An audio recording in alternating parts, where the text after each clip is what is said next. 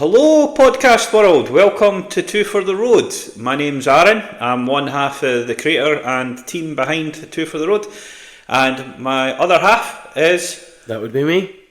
And who are you? Josephine. Andy. My other half is Andy, and obviously we are hoping to bring a little bit. We record here. Right now, just to make you aware, we're recording in Andy's living room. He'll explain why we're doing that in just a minute. But what we do hope to do is address mental health. We kind of hope to go through some local sort of news. We're going through movies, TV shows, everything we love. And just general sort of join us for day-to-day banter, basically, and what's going on in our lives. So I'm going to pass you over to Andy just quickly. Yeah, well, as Aaron said, we're recording this in my living room. We do plan to, and we did, I'll get to that, record this in Pinkerton's pub in Glenrothes. We did the first episode a few weeks ago on, Sunday the 5th? Yes. And January 2025, just for the record. And we got, it was a really good night. Yeah. I'm sure you'd agree. We got a really good episode, and then we had some technical software issues that meant we got a good 3.5 minutes, and then the rest sounded terrible. So we did plan to try again last Friday, but I had a really sore head. So we didn't do that. We just sat and had a blether without microphones on. And so we are now on, Saturday the 18th of January, and we're giving it another go. So take two, kind of. take 2.5, because we did want to do it last Friday, but... We did, but do you want to know what, though? It's funny, because if we just set the microphones up, it's basically what we're going to do anyway. Yeah, and that's kind of the point. Just we're sitting having a blether, we happen to be recording it, and I'll edit out the good bits, and edit out the good bits? Yeah. I'll edit that bit out. I'll edit out the bad bits, anything I muck up, and leave in whenever you muck up. So my prerogative as editor, really. Yeah, and I think that the aim, guys, is to really have you kind of come in. Me and Andy have known each other now 29 years, yeah. It was 96 we first met. So we're two best friends, blethering away, talking about everything, and we hope that you'll join us on each episode, join us on our journey as each podcast will hopefully get better. Hopefully over time we'll have a few people on, and we've got loads to go through with you, the end of 2024, 2025, what our plans are, the world's worst dog, music, movies. So yeah, honestly we're just so excited to be doing this, and we've put a lot of effort in, so we hope you guys enjoy it. So obviously we recorded, as Andy said, we recorded this on the 5th of January, the original one, and we were so excited on the 5th of January talking about 2024, but we'll kind of go back to that. Well, we weren't excited because 2024 was shy, but we were excited to be having a blether and doing our first podcast. I think we'll kind of go back to that, is that what was a highlight in 2024 for Andy?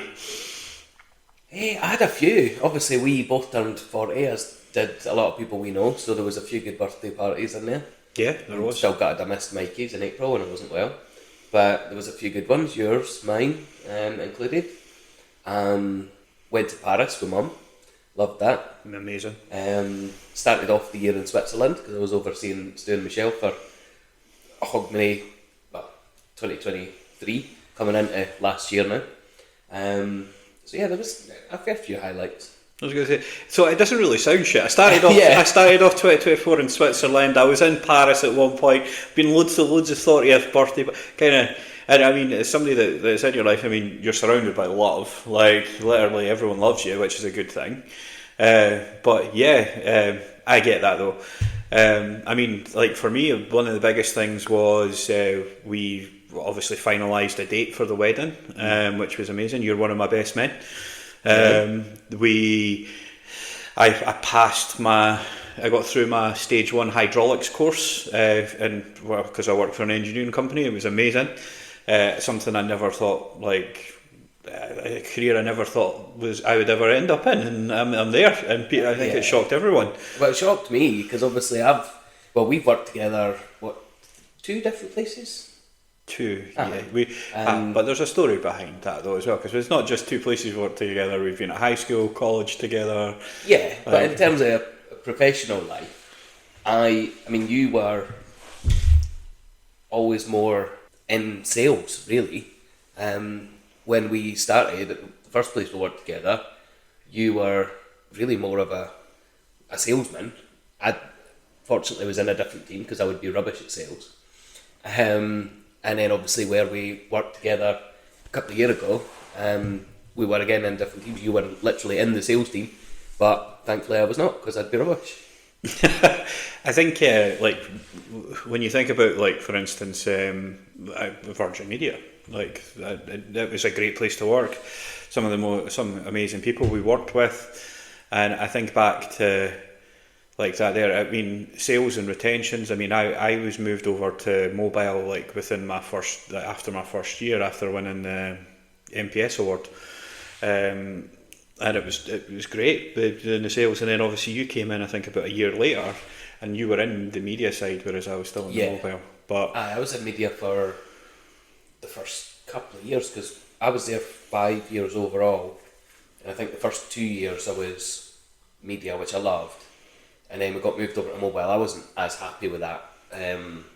But then, of course, I ended up, eventually, in the pay-as-you-go team, which I loved as well. So, I didn't relish the more salesy aspects of it, but, yeah, liked the customer loyalty and customer service aspects. I was good at those. Yeah, I think as well that there's obviously a lot of people that we've lost touch with over the time, but I think back in the, you've got your Chris McCarrys, your Josh Jeffreys, your Gav Martins, William Campbell was like Nick Aiken, like these were all really genuinely nice people that I think back and I'm kind of glad to have worked with people like that. Like they were just good people. But yeah, I mean, then obviously I managed to poach you to We Do Doors. You did. Stan's still never forgiven you. Yeah, he's. To be honest though, best decision I ever made. It was great to kind of work with you again. What, 2 and a bit years? Yeah. Well, what was it? Was it May last year that you'd left? So I'd have been there pretty much 2.5 years at that point. Yeah, because I was 3 years in October. Yeah. I think I look at that and I'm actually grateful to have worked at a place like that as well. Like it helped me when I was, especially the owner helped me massively when I was at a low point, helped me get through probably the hardest time in my life. Mm-hmm. And for me, it's one of those places that it was such the support I got was unbelievable. Yeah. And I can't fault any of the guys there. And if people are looking for a door, go to We Do Doors, because those guys are amazing there and they've got a good setup and they'll sort you out and they'll do you right. Especially if you're based down the east coast of England, because I'll probably be looking after you, so you'll be alright. No, wherever you are, all the guys are good, so you'll be fine. Yeah, and I mean, obviously we're like kind of looking at that there. Obviously, 2024. I'm kind of thinking, obviously we got the world's worst dog at the end of 2024. Like, I've grown to love him, but he's eating a jacket. He just like the world's worst dog is named Wicket, and I'll go through in a little bit about him. But I'm trying to think as well. Like 2024 was the year I think my mental health got better towards the end of the year, setting boundaries, and I think I was sort of getting it sounds harsh, but losing people and accepting the loss of people as well was a really good thing. And I think that... You mean losing touch with people, not actually losing people? Yeah, no, nobody died. Nobody died. Just wanted to clarify that.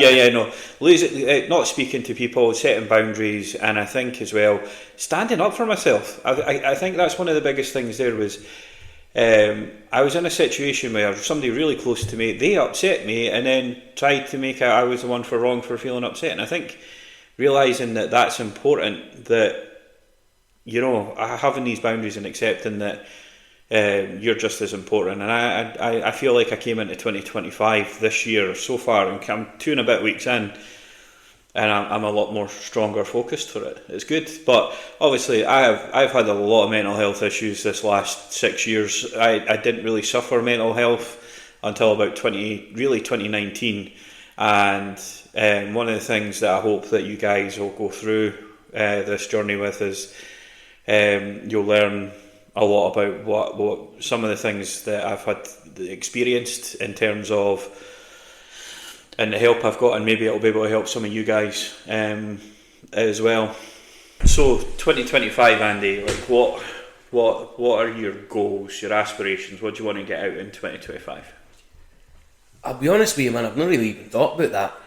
I was saying to Katie today, I've not even thought about, because the guys were yesterday in my team talking about what holidays they've got planned and all the rest of it, and Stin was down last night, he was talking about people he works with that have put holidays in all year and stuff. I haven't even thought about it, apart from the Monday I'd booked off to edit our first episode that didn't quite work out. That's the only day of 2025 that I have actually booked, other than the compulsory ones when we're actually closed, Christmas and Boxing Day and stuff. But yeah, no, I was saying today that I'm planning on going out. My dad and my stepmom Angela moved into a new house in November, so I plan on going down and seeing them, spending a bit of time with them at some point. But yeah, other than that, me and Stu talked about, can't remember whether we specifically mentioned this summer, but we mentioned a summer we'll be doing something, so might be this year, might not. He is away to New York in a month for his birthday, so maybe not. That's a good birthday. Yeah. But you'll have the stag. Oh yeah. You'll have the wedding. For the briefest of seconds there, I thought, who's stag? Yep. But yeah, there's the. I mean, for me, obviously, we've talked about my goals. Is that I'm already in the start of 2 weeks into the journey of dropping the weight and things at the moment. It's going reasonably well. This is all about setting habits. So I obviously want to drop a big bit of weight before the wedding. But it's also, I'm 41. I want to go back and do boxing, charity boxing one more time. I want to raise money for cancer research or whoever, because I know I'm not going to be able to do it in a few years' time because I'm going to be too old. So this is the last kind of opportunity for me to really do it. So the weight loss comes from dropping it for the wedding, but also to raise a little bit of money for charity again. And Bill's really helping me with training starting in March. You know, this year the first 2 months are about nutrition. I've got Brian, who's just always basically at the other end of the phone to keep me motivated and give you pointers. Give pointers. As the man's a UFC been in cages, yeah, he's quite good at that. And then obviously yourself, like you are literally at my side whenever. So can't ask for a better brother, to be fair. Yeah, showing you how to be all healthy, sitting here with my tin of Strongbow and that. And me and my diluted juice. Yeah, that is bloody good diluted juice though, isn't it? It's very, very good. Strawberry and watermelon. Got it in Lidl's. Absolutely love it. They used to have. It is. It's lovely. They used to have down in Home Bargains a Parma Violet diluted juice, and there was another one as well. I can't remember whether it was a Love Hearts one or something like that, but they don't do them anymore. Every time I've been in there over the last few months, I've checked and don't have them. But obviously, I found that one in Lidl's, and that's been my go-to ever since. Well, I was going to say, so today, one of the things that happened was Laura, my fiancée, her mum got Wicket's, the world's worst dog by the way, Wicket. They got his brother. Oh yeah. Picked him up. And he came, and honestly, he was not what I was expecting because my dog is a demon. Like, this thing looked the opposite, and this was apparently the dog that was dominating my dog, and I'm sitting there like, there's no way that you are dominating my dog, because my dog, as soon as he saw him, it was just like it was almost like it would be like the Hulk seeing Daredevil, and he just like kicked him across the but yeah, just to kind of give you a perspective, I have a dog named Wicket, and we are Wicket's fourth home, and he won't be going anywhere. He's going to be staying with me and Laura, Cookie and Tara, and basically to give Although, in fairness, Cookie's your dog. Well, She lives with you, but she's mad. Cookie does love Andy. I've had Cookie for 13 years, bar 1 year in between, I think. Yeah, there was 1 year where I didn't have her, but she's she's there, and she loves Laura. But basically, Wicket is the type of dog where I could take him for a 20-minute walk, and when I come back in, basically take his lead off him, and I could sit back on the couch, be watching the telly, and he will walk right in front of me, maintain eye contact the entire time, and lift his leg and show me that he's going to pee right in front of me. And I have never come across a dog like this. He has chewed my jacket. It is unbelievable. He just is a raj. So Laura has him at obedience classes now. We're trying. The cage that we bought him, a brand new cage when we got him, it looks like the cage from Jaws. Like after the shark tried to get Hooper. Like it is literally chewed. I have photos. It is unbelievable. We love him. So you can join us on the journey. I'll give you a Wicket World's Worst Dog update every podcast. I've still to meet him as well, so when I do eventually 4 months if I don't. Yeah, I know. When I do eventually meet him, obviously I'll feed back how bad he really is. He'll headbutt you. He headbutts everyone. It won't be the first. But yeah, he likes to stick the nut on people. That reminds me of Johnny's old dog Smudge. When I lived with him and Hayley at their old house, me and Johnny were just standing outside the back door having a smoke, and Hayley was still Smudge was still like a puppy at the time, and just came out back garden with us, just running about and stuff, and then just decided to run up towards the back fence, headbutt it, and then just run about. Smudge was nuts. I loved her. She was nuts. Love animals. I mean, you know the story about Sheldon and how we rescued Sheldon. Yeah. I mean, there was one night we were. It was a Sunday night. It was the night before the Queen's funeral, and Mark, one of our friends, and I were sitting watching 80s movies, and it got to like 10 o'clock. It was still reasonably light, but I was taking him home, so we went out, got to the car, and this cat jumped in my car beside me, and I clapped him for a couple of seconds and said to him, obviously out the car, took Mark home, and then when I drove back, he was still sitting in the car park. So I walked into my house at the time, out the car, up the path, around my fence, into the door, and he followed me into my garden. And basically, I went in and had a shower. And now my living room, the way it worked was, I'd had the window open because it was quite warm, I think, that night. And basically, while I was in the shower, he jumped in through the window, and Cookie and Tara, my dogs, when I came out of the shower, were sitting at the other side of the couch, like shaking, and this little cat was sleeping on my couch. So I phoned vets, I phoned everyone I could, because the night before the Queen's funeral, and nobody was willing to help me.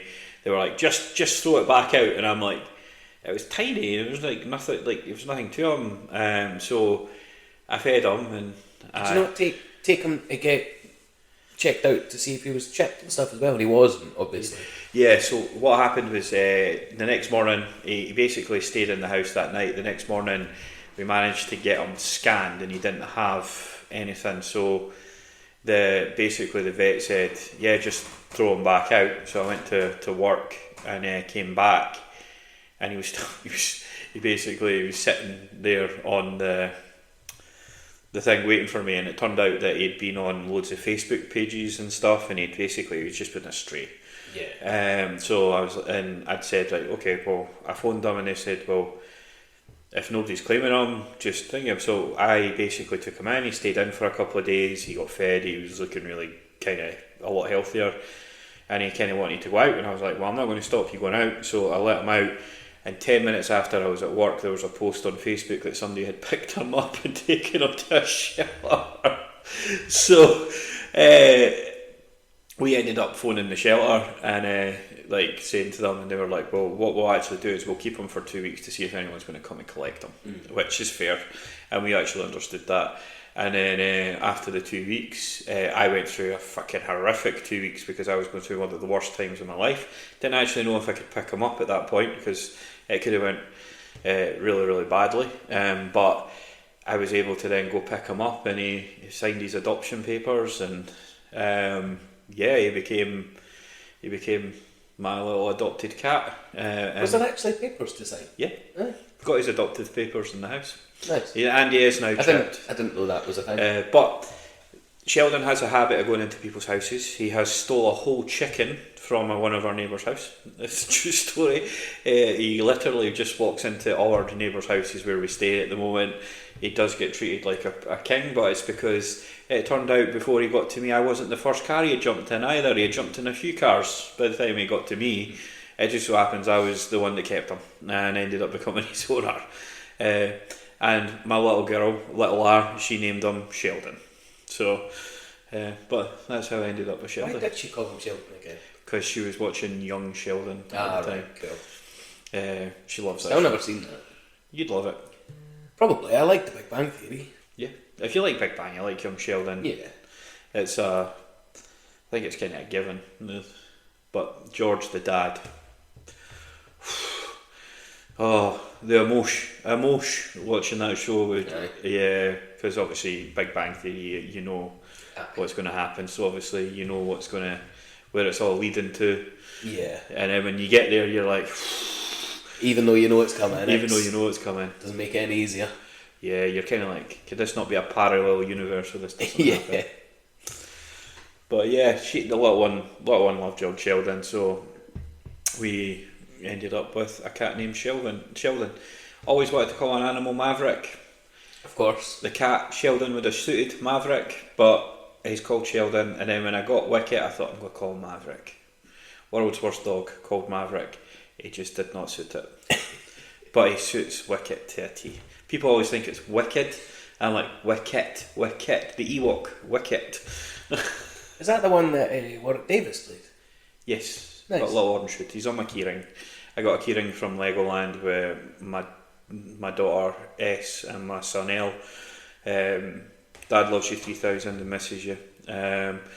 Basically, it's on my keys still, and I've got my little Ewok Wicket. Nice. Yeah. I never really, like pets I had growing up. We had a dog once, but not for very long. I think I named her, or I can't remember whether it was a boy or a girl. I think I named it Pepsi, but I can't think why, because I was never a big fan of Pepsi. I was more of a Vimto or an Iron Brew kind of guy.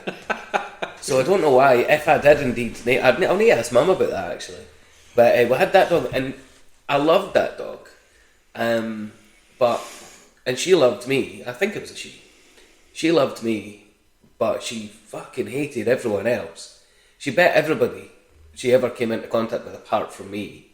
So eventually, she had to go to a farm, I think.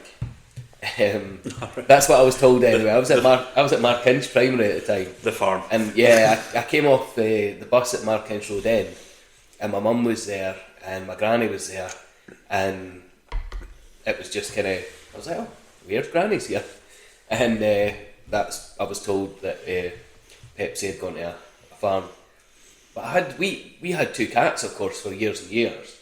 But by the time we got them, they'd already been named by the guy that had them before. So we didn't want to give them different names. They were called Primo and Levi, after an author called Primo Levi. I did have hamsters, and I named them. I think the first one I called it Nipper, with a G, because I used to read the Beano religiously.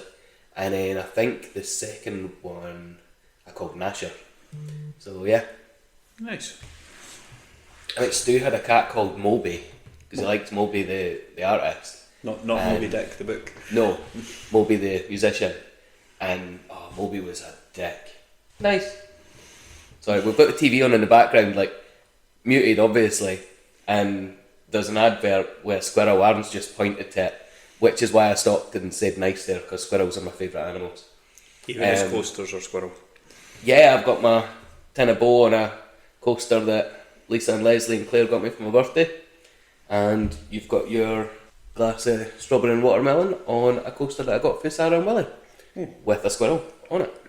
Oh, what was I talking about? Yeah, Moby, yeah. You mentioned Moby Dick, the book. Moby was a dick. Moby was, he was a wee dick of a cat. I mean, lovely, but a dick. And of course, Mum and Sam have got Thor and Loki, who you've met.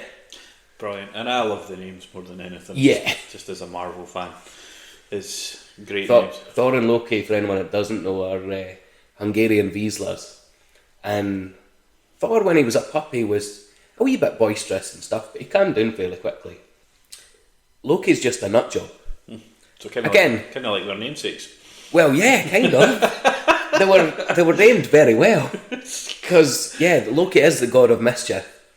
Thor is kind of chilled now. I think when Loki came along, I think Thor aged about 2 or 3 years in that first couple of weeks of having Loki around. Because you could see in his face, he was just like, oh, I can't be arsed with this. Just chill, man, eh? It's funny that bringing another dog in, because both Laura and I were really worried we were losing Cookie, because she started to, I think you know this, she started to pee and she was becoming really lethargic. Then we brought in Wicket and it all stopped, and she's just bouncy and thingy again, having this other dog. It's funny that the scenarios of bringing another dog in, how it can change the behaviour or what's going on with the other one. Aye, I mean, like Tara's always been kind of energetic and stuff as well. Yeah. But yeah, maybe it did need a bit of freshness in there to keep her on her toes, I guess. Yeah, I mean, let's face it. I mean, shake-ups and changes are never a bad thing. I mean, look at us this last year, the changes and everything we've all gone through. Not a bad thing. It's all worked out for the best. So. Yeah, I think, but I look at Cookie and me and Laura are just so grateful, because you look at it and you think, we were worried we were losing her, and now she's like 3-4 years younger again. So yeah, and that's good to see. So, but yeah, it's funny. It's as you say, bringing that other pet in. Saw that Captain America.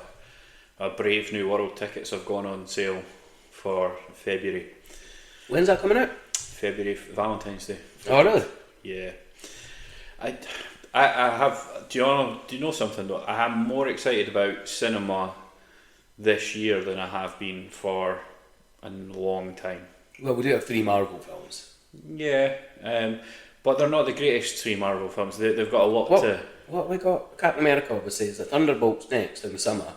And then we've got Fantastic Four. Blade, is it, no? No. Oh, no, we've only got 4. Fantastic Four, yeah. No, I mean, like 4 Marvel films. No, there's the Daredevil series as well, which will be, and I think there's a Ironheart as well. I'm not so keen on the Ironheart trailer, but Daredevil I am. When's Blade coming out then? Is that next year? Not yet. I don't even think they've even got a script ready yet. Really? Bloody hell. I know. But what we do have is Avengers Doomsday starting filming in a month or 2. That's coming out next year, isn't it? Next year. Because then isn't Secret Wars the year after? Yeah. But I think Russos are back for Avengers. It's hard because you've got to kind of look at Captain America: Brave New World, and it's obviously not going to do as well as I think a lot of the other films did before Endgame, because of how bad the films have been after Endgame. But they've got a lot to make up, and I'll be honest, I think they're going to get rocked by Superman. James Gunn switched sides, got total creative control at DC, at Warner Brothers, started a whole new universe. His trailer just kicked the absolute fuck out of everything. It's got crypto. Like, yeah, I look at that and I think, wow, like, it looks good. I've seen none of the DC films apart from, like, obviously newer, or the now DC Extended Universe or whatever it's called, apart from Suicide Squad, the first one. So I know nothing about. When you said crypto there, I was thinking you were talking about cryptocurrency for a second. I'm guessing you mean kryptonite. You're actually really lucky, because the Snyderverse wasn't awful, but it just wasn't great. It's kind of like where the Marvel movies are right now. Like, is pretty much what DC went through. but James Gunn's just starting from scratch, and he's doing his own, like, basically Superman's going to be Iron Man 1, basically. New Superman, new cast. So is everything that came before Just gone. the couple of Suicide Squads and the Batman v Yep, gone. whoever, Dr. Dre or whatever? And That's how much attention I paid. Mind you, in fairness, if there was a movie called Batman v Dr. Dre, I would watch that. yeah. Dre would win. Obviously. If it was Batfleck. But yeah, no, I think when you kind of look at it, that there's, for me, I'm more excited about James Gunn's Superman than I am about Marvel, and you, who's known me as long as you have, would say, holy shit, because... That is a surprise. Who is going to be Superman then? Is that been announced? David Coruscant. Yeah, David Coruscant, his name is. Looks the part. Do you know something though, is that I kind of feel like when you watch a Superman movie, it's meant to be about hope. It's meant to be bright, it's meant to be colourful, like, it's not meant to be dark and like the way it kind of went. That's what you got Batman for. Yeah. Like, but Superman's meant to be about kind of hope and kind of looking to that, you know, yeah, like inspire you basically. Like the Chris Evans Captain America films. Yes, and that's what the character essentially is Captain America is essentially Superman of Marvel, and those characters aren't meant to be dark and broody, or not all the time anyway. They're meant to inspire you and give you hope. And when I watch the James Gunn trailer, I sit there and I go, yeah, I'm in. Like, I mean, I look at Guardians of the Galaxy, I look at like every James Gunn movie he's ever done, and what he did with the other Suicide Squad for DC was awesome. And I mean, he has said that there'll be elements where some of those actors may play the characters that they did in the other one, but it's not. It's still a proper reboot. It's a reboot, and he said that about his Peacemaker, is that he made Peacemaker, and that was in that universe, and they're doing a season 2, and he's like, yeah, there's certain things that'll come over, but it's not the same. They'll mention things that happened, and I'm like, that kind of confuses things for people. I think there's a lot of people that won't get it. Yeah, that turns me off a wee bit, having not, and I do have the first series of Peacemaker recorded, because which is great. I remember when I seen the trailer, and I thought it looked really good, and Stin said it was brilliant. He watched it, so I do have it recorded. I've not watched it yet, but I don't. That it kind of puts me off watching it a bit, because I would rather. Because I mean, we spoke about this round about probably the time I'd watched Suicide Squad, and while I thought that was a good film, for me it was almost like they spent a whole lot of time on Will Smith's character, Deadshot, the Joker, and Harley Quinn and stuff. And other characters got like about 2 seconds and a wee blurb on the screen. And then if anything happened, same spoiler alert for a film that came out, 8 years ago or something. But if anything happened to any characters, I didn't really care, because I didn't really know who they were. And I just kind of, I think that's where the way that Marvel did it was perfect, because obviously you had Iron Man, you had Hulk, you had Thor, you had Captain America, First Avenger, and in those films you got Black Widow, you got Hawkeye, so you knew the main 6 Avengers by the time Avengers came. And then obviously you introduced more, you had the Guardians coming in, and Ant-Man, and the way they did it was, I felt, perfect, and the way that DC should have done it, because they have, much like Marvel do, a huge stock of cracking characters. Yep. And they just fucked it, in my opinion. Yep. I know a lot of people love the films, and obviously that's brilliant, but I just wasn't drawn into that universe because I didn't know where it was. I kept hearing people talking about like Robert Pattinson's Batman and now Ben Affleck's Batman, but it's all still the same thing, but they're different, and I was just, you know what, nah, leave me out. If they ever start it from scratch, I'll maybe go in. Now, you were saying obviously James Gunn's wanting to do that, but there's still going to be certain elements from the old, and it's kind of put me off, to be honest with you, man. I think one of the things that I think everyone would agree with is when you watch Suicide Squad, Viola Davis as Amanda Walsh is just spot on. Like, and he's kind of brought her over again, and you know the Peacemaker thing. That's what he's saying is when you watch season 2, the things that happened in season 1 will have kind of happened, but they'll be different in certain ways. And it's I'm already yawning. yeah. I think he's got that hard thing there, whereas he created a really popular series, but they've now had to cut it, but people still want those characters. So he's basically bringing in the multiverse element, where it's like, these are still your characters, and that stuff happened, but he's up against it when it comes to Peacemaker, and he's up against it. He's having to recast, but I would say that for 2025, Superman's probably the one I'm looking forward to the most. And I don't even know if the Marvel movies break my top 5, because 28 years later is right. It just, as soon as I saw the trailer, it just was like, right, yeah, no, I'm in. I'm like, I am there, looking at the 28 weeks later trailer.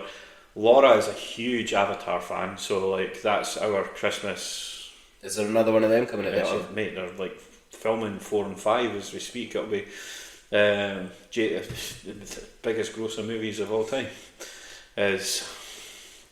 But yeah, like, still a bit upset to knock Titanic off the top perch, but yeah, Avatar 3, obviously that's going to be. I'm not the bit. I didn't like Avatar 1. I thought it was just a Fern Gully rip-off, but it was nice to go see the second one with Laura and how enthusiastic she is about it. So this one's obviously called Fire and Ash, so it's obviously going to be a bit more volcanic, and that I think will probably look amazing.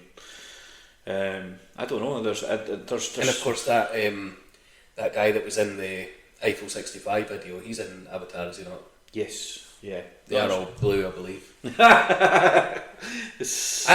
I knew as soon as you said that you didn't know what the fuck I was talking about there. No, I was kind of like, yeah, yeah, own up, man, you didn't know what I was talking about. I was like, well, no, I'm with you. Our friend Paul, we were talking about this a wee while ago, was like, what's coming out? And I'm actually just trying to find the chat. So here's the list: Captain America, Thunderbolts, Fantastic Four, 28 weeks later, Superman, Mickey 17, the Robert Patterson one, where he gets cloned and he keeps getting killed, so they just keep cloning him and bringing him back. Looks really good. Fair enough. Formula One with Brad Pitt, where they've literally, Apple have spent like 300 million filming a Formula One movie. Wait, was he not in a Formula One movie? I think this is the one. It's taken a few years to make, but it's the guy who did Top Gun. I'm sure. Obviously, as you know, don't give. Oh, there's a goal. Just again, stopping there. I've got the Bayern Munich. Who are they playing? The Werder Bremen. Don't know. Let me find it. I'm kind of happy that Wolfsburg. Aye, what we're talking about there? Formula One, Brad Pitt. Yeah, aye. Obviously, I don't give a shit about Formula One. I've never been into it. Like Neil and Ginge and that, they've always been fans, but it's never really appealed to me. But I do remember seeing something on the, I'm sure it was a BBC 4 website, about there was a Formula One race, maybe the British Grand Prix or something, and Brad Pitt was there, he was doing some filming. I thought that was ages ago, to be honest. It's taken a while to film, but then that's probably why they're like 300 million. You've got the last Mission Impossible, the new Karate Kid, which is picking up after Cobra Kai, How to Train a Dragon, a live action movie, Jurassic Park, the new one with Scarlett Johansson, Bad Guys 2, Michael, the Michael Jackson biopic. Oh really? Yeah, I didn't even know there was one. I'm on that. Like I'm looking forward to it. Who's playing him? Can't remember the guy who's playing him, but from what I've saw so far, it looks good. You've got Predators Badland, Tron 3, which I'm not a big Tron fan, but Five Nights at Freddy's 2, and that's just some. I mean, there's some really good movies coming out this year, which I'm excited about. I'm glad you are, because apart from the Marvel ones you mentioned there, none of them were piquing my interest at all. But then this is why you're more of a movies guy and I'm more of a music guy. Yeah, I mean, I kind of look at 2024 and there was just really nothing there. Like I could actively say I was excited, like properly about it. Deadpool and Wolverine, surely. Yeah, but you look at that and it didn't even. Deadpool and Wolverine only just made my top 5. Right enough, yeah. It was a movie that didn't even get released in 2024 that made my top 1 spot, and it's because I put it there because I only saw it in 2024. After Sun, by the way. Brilliant movie. Paul Mescal will have you in absolute tears. Just brutal. I related to it a lot, which obviously, again, not something to talk about in the first podcast, but mental health wise, just really good drama movie, really hits you at the end and takes you on a wee journey. And if you haven't seen it, I highly recommend it. But what was I going to say? So looking at the movie side of things, people probably don't realise though that we did film and TV together. Well, most people listening probably know that because they know us. Yeah, we did a postnatal depression documentary. We did. I did a squirrel documentary. You did. Nobody's shocked by that at all. We did a movie called Hidden Child, which was produced by Laurie Brewster, and 4 Minute Warning I did with Laurie as well. I was in that, was I not? You were in that. You smashed a radio in that. Oh yeah. Did I not have my... In slow motion. Weirdly, I've got a 2-pack t-shirt on right now, but I'm sure I had a 2-pack t-shirt and my 2-pack jeans on in that film. Yes. I seem to remember a shot of me down at Dysart Harbour leaning over some barrier thing, and you could clearly see 2-pack on my jeans and on my t-shirt. Yes. As somebody who watched that movie countless times because I had to edit it, you were 100%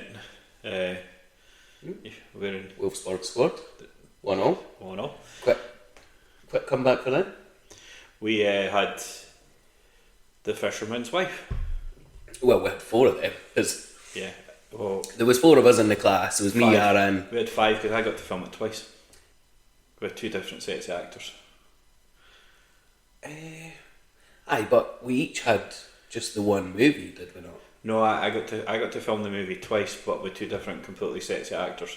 So we actually filmed it 5 times. Oh, really? Yeah, it's that. I'm saying, oh, really? I was there. Yeah, I would have been part of the crew. We have 5 versions of the same script. One. Well, in fairness, it wasn't the same script. We were given a premise. Yeah. And a title, The Fisherman's Wife. The 4 of us, me, you, Ross, and Paul, and we had to then expand and create our own film based on the premise. And yeah, we did well. You created 2. Yeah. Greedy bugger. But let's be honest, when it came to that back then, I was like, if every chance I could get to make something, I was just like doing it. And I remember pitching that to Pat and Ray, was like I could film this twice with 2 completely different actors, like in the same thing, like. And I remember him being like, nah, and I'm like, honestly, I'm like, let me do this. But the funny story behind, or the sad story behind all that, is that one of the girls who was in the movie, many years later, obviously one of our friends, Graham Reiki, owns the Kino Cinema in Glenrothes. Great place to go if you want to see movies, affordable, big comfy couches, highly recommend it.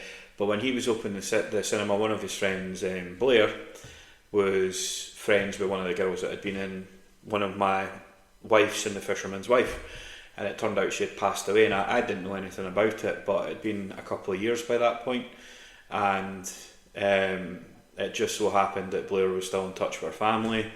We were able to pass the movie on. They hadn't actually seen it, and it was just a surreal moment when it came to The Fisherman's Wife, was that this short movie that I'd made, she was in it. She was no longer with us, and it'd only maybe been about 7 years at that point. Well, probably only about 4, because did Graham not reopen the cinema in like 2010? We finished college in 2006, so we would have done The Fisherman's Wife in 05, 06 anyway. Yeah, that's right. Thank you for correcting that. It was only 4 years. And yeah, like our family, we were able to get a copy to our family after, and they were able to keep it.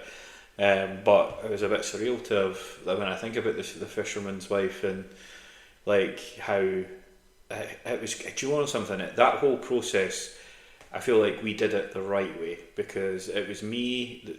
Just to kind of give you guys a bit of a background, when Andy and I did our H&D in film and TV, our final year, there was only 4 of us left. Everyone had left or failed, and basically they didn't know if they were going to go ahead with the course because there was only 4 of us left. Thankfully, because there was exactly 4 left, we were able to get the final year done because we had a complete crew. So there was me, you, Ross and Paul. Yeah. So that was enough for a director, a cameraman, lighting and sound. So we got away with it. So what was meant to be a 5-day-a-week course became 2, if I'm not mistaken. I can't remember, to be honest. Obviously, it might have been 2 days in classes and stuff, but we Yeah. did days out shooting or out doing recce's or... Having fun. Yeah, or my personal love, sat in the edit suite all day. Yeah. I loved that. I think there's a benefit that we had, the 4 of us, because we all are still close now. We are still in touch, and I think the fact that we did that final year together the way we did it just brought us all closer. But Yeah. when we came to doing the auditions, it was essentially the X Factor. We had access to the entire acting department at Fife College. And Yeah, we went down to Kirkcaldy to the sort of theatre bit that they study in, I guess. And we basically, anyone that wanted to, and I think most of them did, because I think it was either extra credit or would have been viewed very positively by their tutors down at Kirkcaldy. And so yeah, most of them did. And did I not put myself in mine? Was I not the husband in my Fisherman's Wife film? No, you definitely had a guy in it. I don't think I did. Are you sure? I do I'm have sure. it recorded, so I could try and find it. I've got Yeah. DVDs. Aye, that would be good, because I'm sure I put myself in mine. Us doing the casting couch though was. That's what I'm saying. We did it so respectfully. I actually love the fact of how we did it and like how we chose. And I mean, I think that was one of the main reasons is that you look at that whole process and how the 4 of us did that and how we chose to do the movie that we were doing at the time. I think back and I think, man, we did that the right way. Like we there was. And it was good as well, because had it not been at that point the first collaboration between, because were we not still? Oh no, it had turned into Fife College by then. Yeah. When we started college, it was Glenrothes College, but in I think the 2nd or 3rd year, it turned into Fife College, and then what was the one in Kirkcaldy called before it was all? Was that not just Fife College? Yeah, it was Fife and we were Glenrothes. And like we had, was it Carnegie? Carnegie College in Dunfermline. Aye, and then it all just kind of amalgamated into Fife College, which it still is now. Is it still called Fife College now? Yeah, Mum's been working there for years, so I should know. And yeah, was it not when we did that, when we went down to Kirkcaldy and like auditioned all the acting students, was that not the first kind of collaboration between the media side up in Glenrothes and the acting side down in Kirkcaldy? I'm pretty sure it was. Yeah, it was, because I remember thinking that was the first time that I'd went back since doing journalism, and I went back and we're literally sitting in the department over from the suite. It was good. I think I loved those experiences, man. I loved like all the stuff we did together. I think back to like the day that we filled the car up with Paul's like little car up with all the equipment, and then just went and seen Dukes of Hazzard. It's just I remember that day for different reasons. That film was shit. 10 grand's worth of equipment sitting in the car. We were just sitting watching Dukes of Hazzard in the Odeon. We're really not proud. That's probably the one part we got wrong, is that we took for granted. We definitely got that wrong, because I should have just stayed in the car and watched the equipment, because I would have much better time than watching that film. I really did not enjoy that film. I actually really like it, but I don't know if it's just because I enjoyed that day. Like, possibly. But have you watched it back since? Yeah. Okay, well then you did like it. But I have this really weird thing, right? Is that when I see like a movie, like how I see that movie and who I've gone with and things is how I associate that movie. Mm. So it's kind of weird. Is that like my Marvel movies I associate with my son El. Like even now, even the newer ones, I still think about him all the time. Yeah. There's movies, for instance, that I think about with my daughter S. I sit there and I think that's the movie that we like, Mr. Popper's Penguins. That I went to see that with her at the cinema. And that brings memories. Alvin and the Chipmunks was like the first movie she danced away to, and I love them to bits and I miss them to bits, and they're the movies that make me think of them. And then you know, I think about Grave Encounters makes me think of Sarah. Is there's like for me and Laura, it's Last Christmas. Is that your first date? It was first date. Like there's all these. You know the film that makes me think of your daughter S? Frozen. There you go. Her up the stairs singing it for like 3 hours while we're sat in the living room. Yeah, and that's the thing is that there's all these little things, but like I don't. Sometimes it's just not the movie. Like for me, I would say Dukes of Hazzard, a film I think about going out for Chinese with you and Paul, and then going and doing that. So when I watch it, I'm sitting there. I get into like how I felt then, how I feel when I'm watching the movie. I don't know how to describe it, but no, I totally get you. Even with films that you've not necessarily seen, but that were out at the time, like Superman Returns. Yep. When that was out, we'd gone on a big family holiday to Goombit in Turkey, and I remember me and Leon, my cousin, had gone to Burger King or something, and there was loads of Superman glasses. I've still got mine, I think, in the cupboard. Obviously it's in Turkish and stuff, but it's Superman. He's on it. And I've never seen that film, but I always think of Leon anytime I see it, like in the listings and stuff, because it reminds me of when we were there and that was out at the time. Yeah. But yeah, there's so many films. Like, there's films that I just associate with one person in particular. Yeah. Like, I mean, the number one is Con Air. Like, that was me and Stu's movie growing up. Mum rented it for us so many times.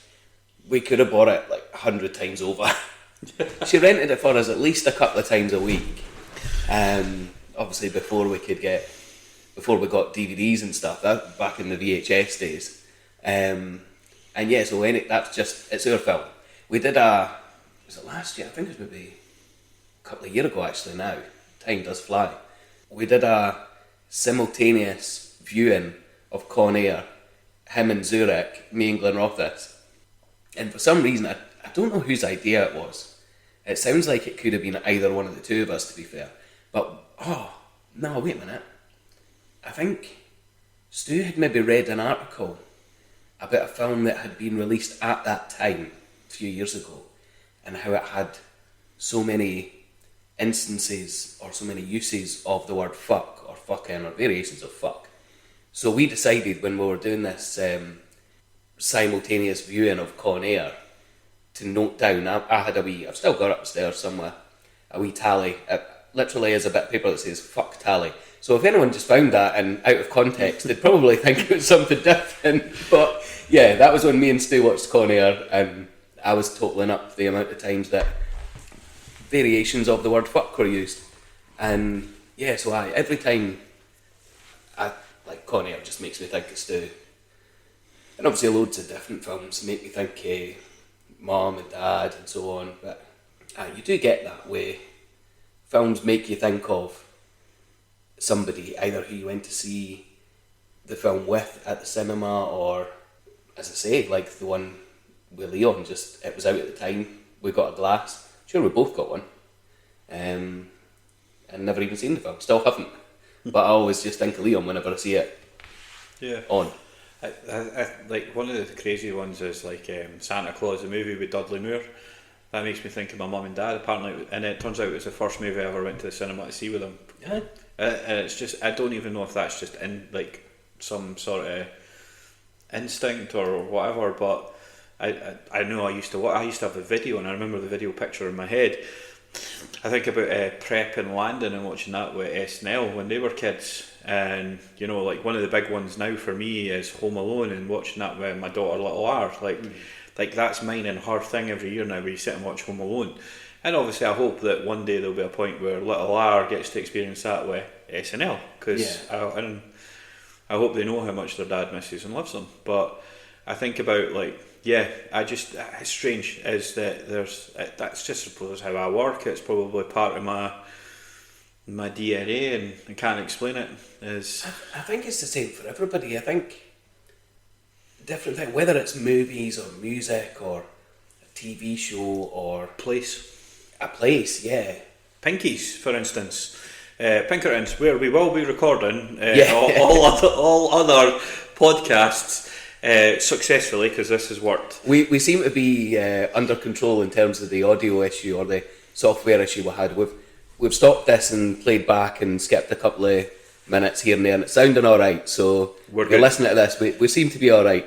So yeah, going forward, we'll keep these bloody settings exactly as they are, and we will do the next one at Pinky's as we had attempted the first one. Yeah, Pinkerton's in our office, absolutely great bar, great staff, and we can't thank them enough for all their support. And obviously for me and Andy, it's a place we regularly drink at. Oh, he just let that squirm through his hands. He did. That's 2-1. That's Bayern 2-1 up.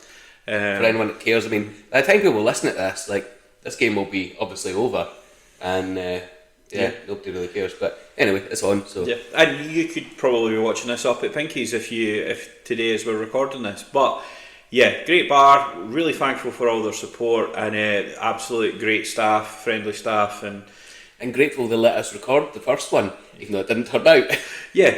And I mean, what I'd say as well is they do an absolutely fantastic quiz. Andy Wiley does a pub quiz every second Thursday. Both me and Andy attend that. We're on separate teams. And obviously my team's called the Amigos, who anyone's welcome to join. It's all about mental health, getting people out, people that maybe find it difficult. So if you ever want to come along, it's every second Thursday at Pinkerton's. Just ask to join the Amigos. You'll be put to a table with me, Murray, and a couple other guys, and those guys have never met before, so you're in very safe hands and just have a great night. But Andy Wiley puts on an amazing quiz where, you know, there's money up for grabs. He comes up with some great questions, and it's an absolute ball. Best quiz, in my opinion, around. And you never mentioned my team, the Silliest Gooses, who often trump your team because we're better. I think the Amigos have beat you more than you've beat the Amigos. I don't think so. I think you might find we have. In fairness, you did come, second or third last time? We finished third last, but you weren't there. We weren't there, yeah. And then we beat you the last time before that, we were second. I wasn't there for that one, was I? You were. Was I? Yes, you were. Was that the one? But then you did beat us the 2 weeks before that, but then we beat you the 2 weeks before that, and then... I wouldn't have been... Because I'm only usually there every 4 weeks when it coincides with a Friday off. I would just point out that the Amigos have probably beat you just edging it maybe by one. But what I would say is, if you look at the last 2 months, I mean, overall, Amigos, we're trumping you guys mainly. Technically, what I would say is, it's a little bit bitterness there from Andrew, because when the Goosies, as we call them, win, the Amigos clap and shout, "Well done." I'm sure you do. Can I see you, man? You're sitting down the bottom. You can hear us though. We make sure that we. In fairness, we hear everybody. The entire pub applauds us because we're awesome. Maybe it's mainly just for my teammates, not necessarily me. To be fair, the one time we didn't show up, you did win. Yeah, the Halloween one. Yeah, we did win that, didn't we? You weren't there. We weren't there. I was out with Little R. Oh, so you were. Yeah, and she had her party and stuff. So I was really surprised we won that one because that was a difficult one. But then we came and we beat you the following week, and I don't think I was there that time. No, I don't think you were. And then there was you beat us at that next one, and then we came second and beat you at the other one. So basically, what you're saying is when I'm there, my team tends to beat your team. When I'm not there, you maybe have the edge. No, because we beat you when you were there. We finished finished second. But then it's only other once that you were there, so it's technically 1-1. I've been there loads of times. But technically we edge you because when you're not there. You maybe edge my team when I'm not there. I mean, they've got their star player out every couple of weeks because I'm no off on the Friday and I'm knackered because I've done a late shift on a Wednesday. So, yeah, you've got an advantage every 4 weeks, I suppose, and a major disadvantage every other 4 weeks because, well, I'm there. Not that I'm bigging myself up or anything. I mean, I'm good at very few things, but pub quizzes is one of them. To be fair, I've got a Hulk. I've got Murray. And what I would say is that was the biggest disaster that could have happened to the Goosies was you losing Murdoch and him coming with me to the Amigos. Because if you'd had him, you'd be pretty much winning every single week. Well, no, if I was there all the time, we'd win every single week. But you don't win when you're even there all the time. Actually, that's true. I mean, the guys have won more often without me than with me. So really, I'm talking shite. It's true. Even when I was on we called them the regulators before they became the silliest gooses. And the regulators won more without Andy than what they did with Andy. Yeah. I'm telling you, it's Murdog. It may well be, because it's definitely no me. Honestly... Although, my previous team, the Basic Bitches, we won. We won a few. You did. I'll give you that, but that was a completely different quiz. It was. A harder quiz, I would actually go as far to say. So we are superior. So basically what you're saying is all the pub quiz teams you've mentioned pale into insignificance compared to the Basic Bitches. I don't know if you could call, you only won once with the Basic Bitches, but then it was kind of became me, you and one of our other friends, Sarah, and then that's how we won the others. And then we became the regulators at the Pinkies, where we won quite a lot, and as you pointed out, you weren't really there. And then we kind of split, and I kind of became me and Murray became the Amigos, and we obviously open up to everyone, and you guys are now a fixed team. Nobody kind of really gets in or out. Yeah, invitation only. But yeah, and long may that continue. But yeah, I'm actually, by the way, I'm campaigning for changing the Amigos to the Murdogs. I just think it sounds so much better. Well, it does, in fairness. The Murdogs, and he's like, no. I'm like, but we'll call them the Murdogs. I was like, it just sounds better. It does. I definitely agree with that. But he's not letting me at this point. I'm like, cause he's like, I'm co-captain. I'm like, you are co-captain, but we need to call our team the Murdogs.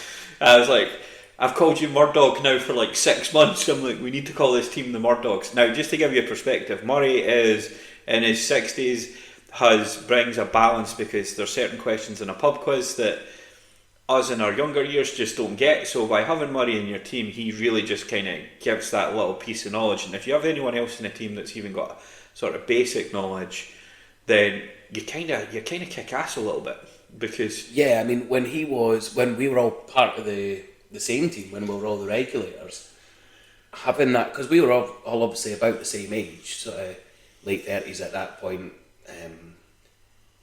A couple would turn 40 before the team broke up and went different ways. But when we had Murray, and my dad said that, because we were talking about pub quizzes, we were having a blather months ago. I think him and Angela had gone to a pub quiz through either Dad's work or Angela's work, and Dad said the best thing you could do in terms of a pub quiz team is have quite a variety of ages. If you're all the same age as we were when we first kind of started it, you don't have that either knowledge of stuff that's kind of popular now, or the knowledge of stuff that was popular before we were born. And when we had Murray on the team, there was questions about 60s music and stuff that, in fairness, we're going to get some of them because we do like artists from all eras, but he knew a lot more about stuff like that, for example, than we did. Yeah. And he definitely got us more points than we would have got if he wasn't there. Yeah.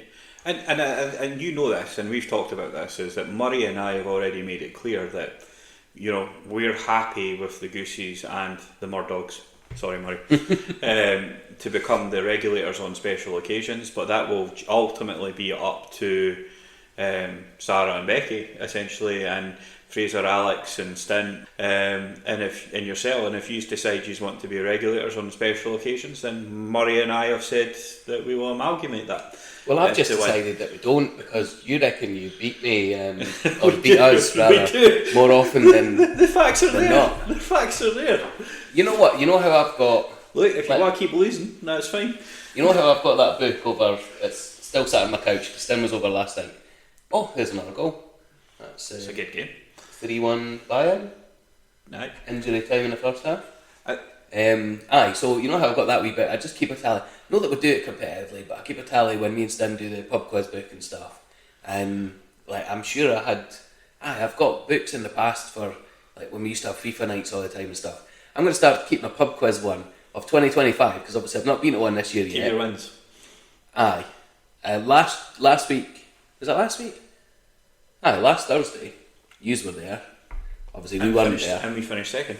And that's because we weren't there. Oh, is that what it is? Yeah. I can assure you that wouldn't have... No, we finished third, sorry. We finished third last week. I'm going to then, just to prove one of us right or wrong, keep a tally of when my team's there, and not even if I'm there, because obviously half the time I'm not, and when you're there, and obviously I'll get the respective positions. I'm going to keep you know me, I've got about 20,000 notebooks. I'm going to start one of them as a pub quiz one. I think if a team doesn't show up, you should give 10 points. Like, your team didn't show up to the first one, so they should have like a 10 point, like, should have 10 points against them. What's this, Johnny rules? No. Oh, so you don't show up and we finish third, so what's the benefit to us in that first week? You had a good night out. Well, actually, one thing I would say... The point of it is I was going to say, seeing how we do against each other, not how we do when one team isn't there. Oh, right, okay, is that what it is? So, yeah. But then you just wished out because it was all about Vera and stuff like that. Wished out. I wasn't going to be there anyway, whatever the categories your were. team wished out because they were basically the categories weren't what they would like. I mean, me Murray still showed up and actually went against the categories that you wished out on. 60s bands and Vera the TV series, not categories that were going to be strong for us. But 60s bands, I'm pretty sure Murray would smash that. He actually did, of course he did. Of course he didn't waste out. And my team didn't waste out of that either, I'm sure. And Vera, we nailed that. We literally Googled that and like had everything there ready, like who was the lead actor, when did it start? While Andy was asking the questions. No, we had that. Like, it was so funny, we got 3 questions out of 5 right? And there was no way we were getting another 2. But the questions were who played the main character, which was Brenda Blethyn, and we'd obviously searched that. And then it was like, when did it start? And so we already knew it started in 2011. So we were like, we were sitting there, Murray, looking at each other, going, what's going on? What's going on?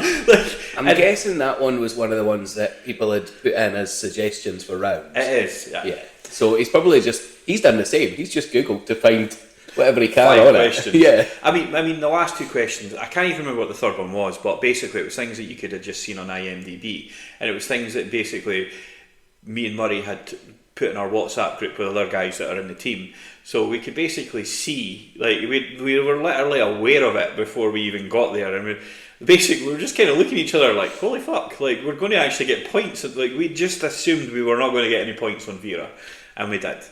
What did you... And just to educate anyone listening that hasn't been to that pub quiz before, he started later on last year doing a joker card for each team. You get to play it in one round. There's 10 rounds. 10 rounds. You get to play it one round and one round only. And basically, if you get any questions right in that round, your points are doubled from 2 to 4 if you get it right. What did you play your joker on? First category, general knowledge, right. And I goosed it because we got 4 out of 5, and it was what city was the 1936 Olympics in? And it was Berlin, and I'd said Munich. So a lot of people got the country and everything wrong. I knew what country it was in, and all the Olympics had been Munich after the Second World War, and I just got mixed up and had said Munich as opposed to Berlin. So totally my fault. But what's worse is that so we'd have got 4 points for that instead of 2, and we were third, and it was, if we had got that 4 points, we'd have been 1 point off the first, and there was another one which was the answer was Eric Cantona, and we'd put Alan Shearer. I'm guessing I would have got that right. I think we talked about that, and you kind of were like, you didn't think you were probably. It was. What was the question? Who was the first player to score a hat trick in the Premier? Oh yeah. No, I wouldn't have got that right. Did I not think it was Mark Wright for Crystal Palace? Yeah, because that was maybe the first goal when it after it changed to the Premier League, but no, the first hat trick obviously. And we just went logic and Alan Shearer at the time. I mean, not a bad guess. Not a bad guess. And obviously we're wrong. So when we kind of look at that, and we missed out on it by 5 points, and we missed out on 4 points, and then 2 points we had at Cantona. We were just both kind of sitting there like. But I think if we had got Berlin, we were still not going to get the Eric Cantona one right. So because we'd had Shearer, and we were convinced it was Shearer, so we would have missed out on a draw by basically a point. Yeah. So I think that would have been a bit more heartbreaking. Yeah, true. And then, whereas I've got another Pinkerton's cap. Well, what I was going to say was one of the things I'd like to do is kind of just quickly thank a few people. Is that obviously there has been massive support from my partner Laura. Obviously, both our friend Bill has been a huge supporter of us. Mark, who's been helping out, kind of looking at the audio side of things. He's given some good advice on that front. Yeah. On top of that, as I say, all the guys at Pinkertons. Shona, I love our Facebook Messenger group, and honestly, thank you for all the support.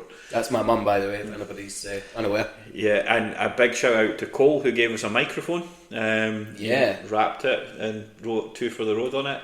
Did a pretty cool design on the box. He did. So thank you very much, Cole. And yeah, just to everyone that's been supportive, and if I've missed you out, I do apologise. Just thank you for everything the last sort of 4 months, really, and getting this all set up and getting it running.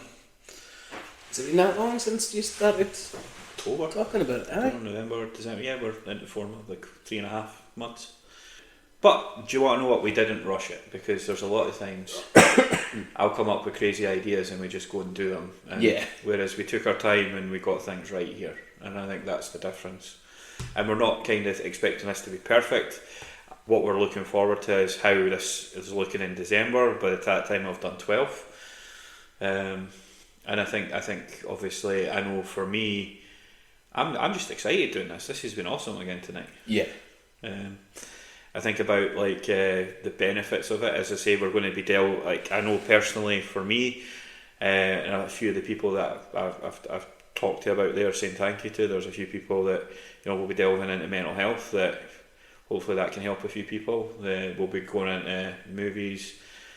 Music on Andy's side, which you'll hear towards the end. But yeah, like, I thank you all. I think you mentioned it about kind of it being a good thing for people to listen to, and maybe something for people to look forward to that know us, obviously.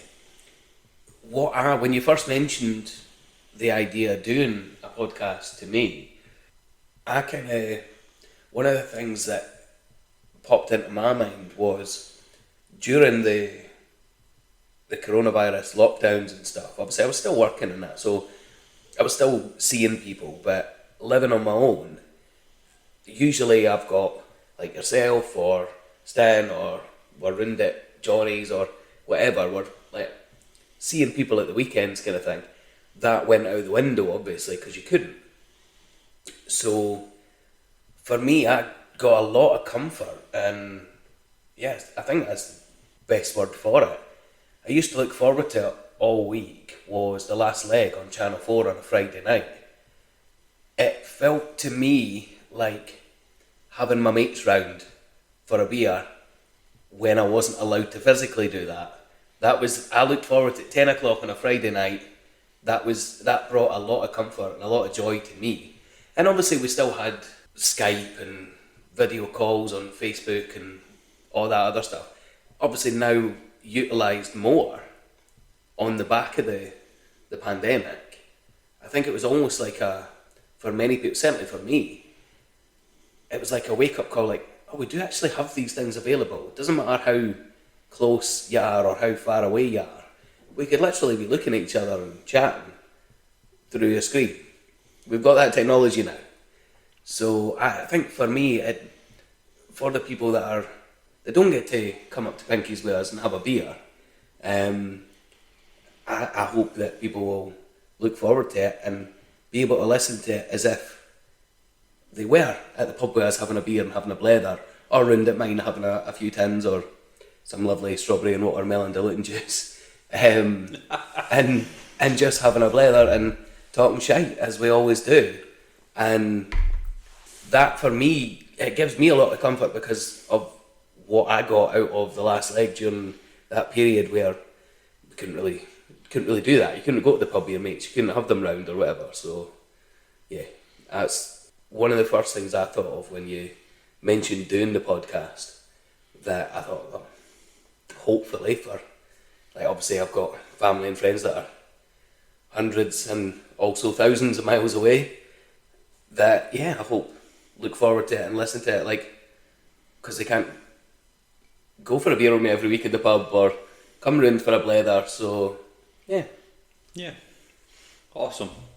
I think that's it, isn't it? Is that it's all about, for both of us, is looking back in 10 years and to be able to listen to this and be like, wow, that's great. Have people that we care about being able to listen to it. Like, I hope that, down the line, SNL will say, listen to it and be like, that was my dad.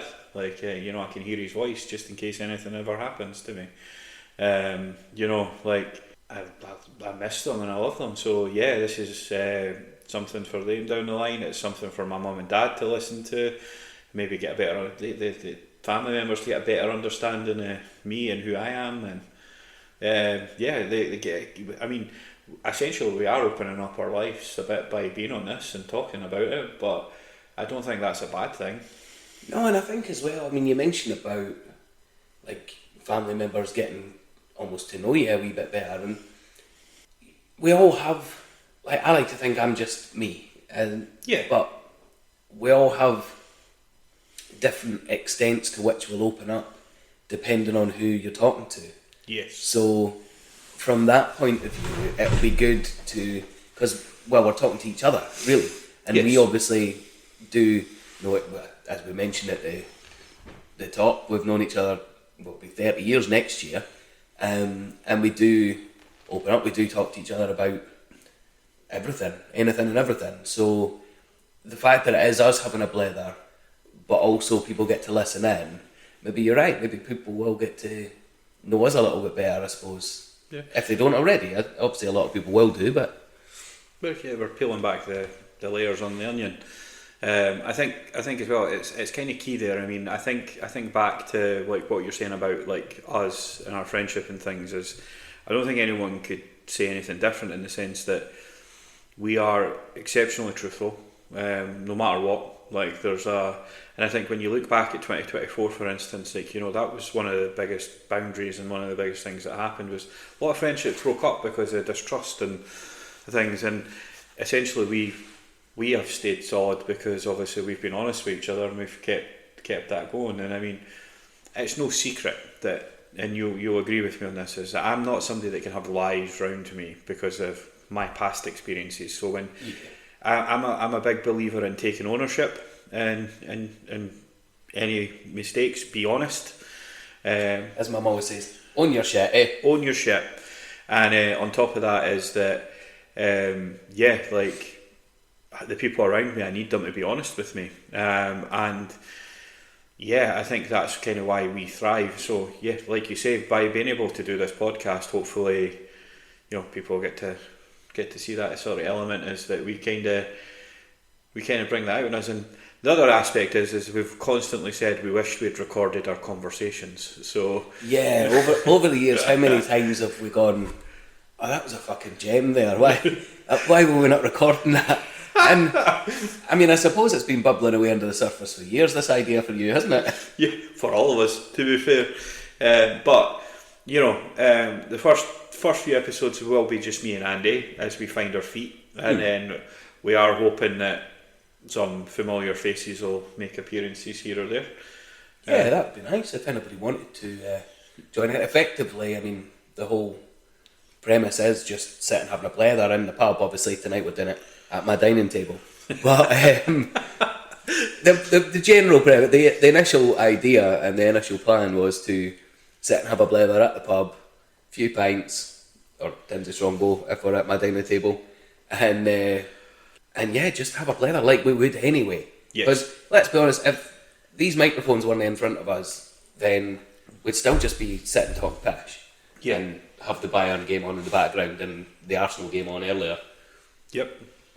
There's no real difference, but obviously apart from the bits where we're kind of like explaining a wee bit more, because there are potentially people going to be listening that don't get certain things. I'm going to edit that bit out because that was terrible. So we note for future me there. We're just two guys from Fife, Glenrothes, that are friends and just having a blether, and if you like that, keep listening. I mean, the way we are going to end every podcast is very simple, is I'm going to make a recommendation on a movie, not a current movie necessarily, it could be an older one, and Andy's going to make a recommendation on a song. So this week, this podcast, the pilot episode, seeing as we're not filming in the pub, is my recommendation on a movie is The Replacements. It's a Keanu Reeves movie. Shares a birthday with me. Yes. It's got Ray Evans in it, and it's a total underdog story where NFL players have decided to go on strike because they want more pay, and they basically bring in guys who have played college football and things to basically take over the team, and basically the manager goes out and he gets them what they call the replacements, and Keanu Reeves is the replacement quarterback. Absolutely funny movie. If you haven't seen it, totally recommend it. Probably get it on Amazon Prime, I think, somewhere along lines like that. I own it on Apple and on my Google account. So, but that would be the movie I recommend. I think that you'll laugh and you'll feel good at the end of it. You know, I think it was Michelle Obama. People will hear that and think I'm about to go into something fucking profound here, but I think she put something on Facebook. And Mum had commented on it, and Keanu Reeves was one of the people that liked her comment. Really? Yeah. Legend. She'd picked me up for work one day, and she was dropping me off. She was like, "Oh, I never told you, did I?" So like, look, check this out. Oh, fucking hell. Man shares a birthday with your son. Yeah. Will I have to input on that? The thing is, he's just one of the best actors in the world. Yeah. So, Andrew, what song are you recommending to the podcast world and our two listeners? Well, I've kind of flip-flopped, because when we done the first kind of dummy run, we'll call it, at Pinky's, I had one, and in the last couple of weeks, or actually more so the last week, I've kind of been torn between that and another one. And then last night, weirdly, another one popped into my head. I mean, I'll be keeping all these noted for future episodes, but I'm going to stick with the one I went with on our dummy run. And as I said at the time, which then sounded like I said it underwater with the audio and software issues we had, your wife-to-be played a part in my choice, as did Spotify. Basically, a few years ago when Sigrid released the song Strangers, absolutely loved it and asked for her album on the back of just that one song. And I've only ever done that a couple of times. But yeah, on the back of only that song, asked for her album for my Christmas, and Mum and Sam got it for me that year. But I'd only ever really listened to Strangers. And then, what was it, a couple of years ago, me and Laura went along to her friends from uni, Andrew and Alana, in Dunfermline, because they were having a board game night, and of course you don't do board games. I don't do board games, so Andy becomes substitute boyfriend. Yeah, I was subbed in for that board game evening, and they made us a lovely tea as well, I have to say. Yeah. Substitute fiance, sorry. You weren't engaged at that point, were you? No, I was. Yeah. Oh yeah, okay, fair enough. Okay, I was substitute fiance that day. So yeah, we went to Andrew and Alana's and had a lovely tea, as I said, and played, I think, 4 different board games. I won one of them, which I can't remember the name fully, but it did have sushi in the title. And as that's my favourite food, it's probably no surprise that I won that one. But they had just music on in the background, just a random playlist, I guess. And there was a song came onto the album that Strangers was from, was an album called Sucker Punch, Sigrid's debut album. And the song came on. Now bear in mind, I hadn't heard it, because I'd only listened to Strangers, the song. And while it was on, I said to Alana, I was like, "Is that Sigrid, by the way?" She was like, "Yeah." I was like, "Fucking love that song. I really must give the rest of that album a listen to."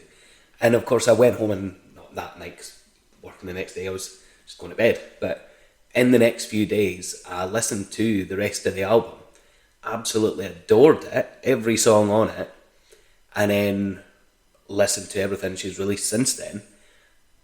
When I finally got Spotify, about March, not last year, 2023, so almost 2 years, I was obviously listening to a lot of Sigrid, and she did a song with an artist called Griff called Head on Fire. So I had a playlist. It was mostly Sigrid with a few other things, a bit of Kate Bush and stuff. And when it would finish, it wasn't obviously long enough to just keep on going, and it was on shuffle, of course, but when all the songs had been played, it would then just play something else randomly. And Spotify selected a Griff song called Vertigo. And it had obviously come on a few times, and the first couple of times it, for me, was signifying the end of my playlist, so I had to start it again, basically. But after a couple of times I'd kind of heard it, I was like, I like the sound of that. So I listened to the song and thought, yeah, I really like that. So then I listened to everything else that Griff had ever done up to that point. Absolutely loved pretty much every track. And she released her debut album last year. I actually got to number 3, I think, in the UK charts. And I had obviously listened to everything she'd released to up until the debut album came out. But I went back maybe 3 or 4 weeks ago to see if she'd released any further songs. And she'd done sort of a tour version of the album, and I had a few extra songs on it. And they're all amazing, I have to say. And one of them I was wrestling with, because I've listened to it a lot over the last few days, taking over the one I initially selected on our dummy run. But I am going to stick with that one, because I did do it on our first recording. Obviously the recording didn't work out, but the first time we did an episode, I did select that song, and I'm going to keep it. So it's Griff, Pillow in My Arms. Brilliant track. Excellent. Well, guys, obviously we've come to the end of the episode. Thank you for joining us tonight, and big thank you from both me and me, Josephine. And obviously, hopefully, we'll see you in episode 2. Have a great rest of your January, folks. Thanks. And we'll definitely do the next episode up at Pinky's, and mentioning that place, let's stop this recording and go for a pint of Pinky's. Let's go to Pinky's.